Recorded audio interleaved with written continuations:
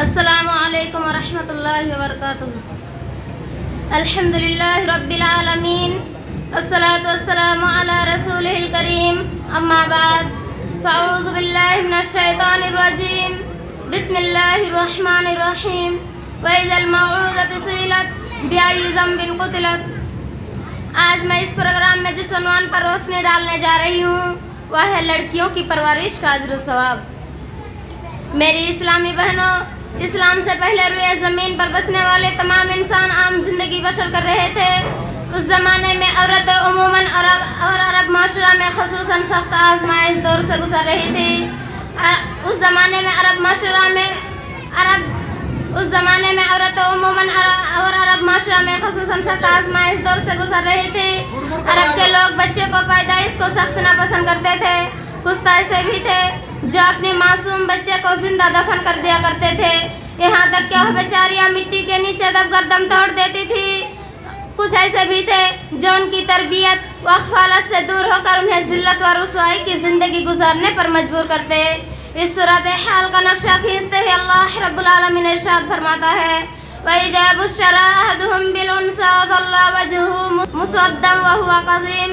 ان میں سے جب کسی کو لڑکی ہونے کی خبر دی جائے تو ان کا چہرہ سیاہ ہو جاتا ہے اور دل ہی دل میں گھٹنے لگتا ہے. اس بری خبر کی وجہ سے لوگوں سے چھپا چھپا پھرتا ہے. سوچتا ہے کہ کیا اسے ذلت کے ساتھ روکے رکھے ہیں یا مٹی میں دبا دیے. کیا ہی برے فیصلے کرتے ہیں.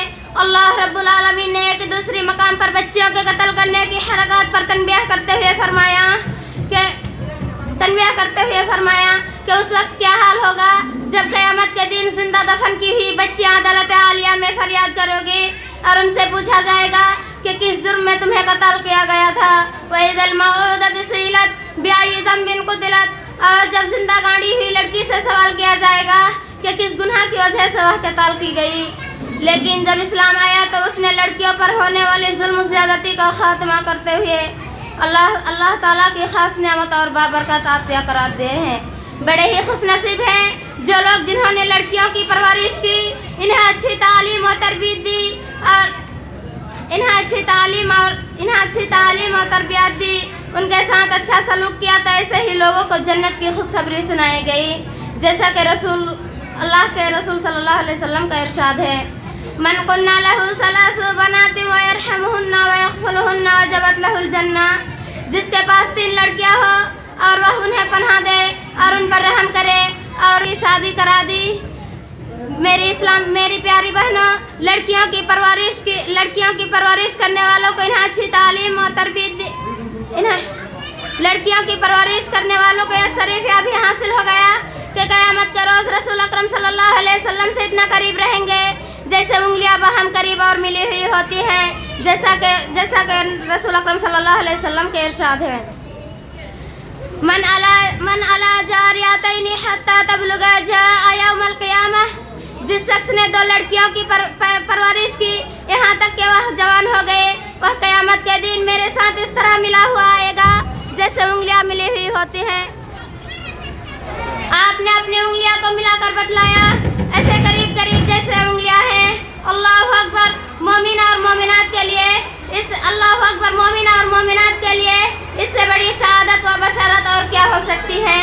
صحیح بخاری کے اندر حضرات عائشہ رضی اللہ عنہ واقعہ بیان کرتی ہیں کہ میرے پاس ایک عورت آئی جو اپنے 2 بچیوں کے لیے ہوئی تھی.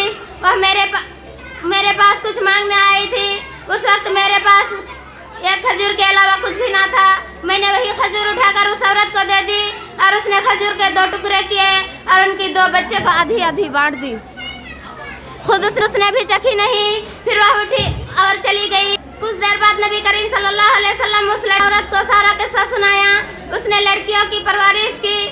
اب آخر میں اللہ تعالیٰ سے دعا کرتی ہوں کہ اللہ تعالیٰ ہم تمام مسلمانوں کو بچیوں کی پرورش کرنے کی توفیق عطا فرمائے. آمین. وآخر دعوانا الحمدللہ رب العالمین. السلام علیکم.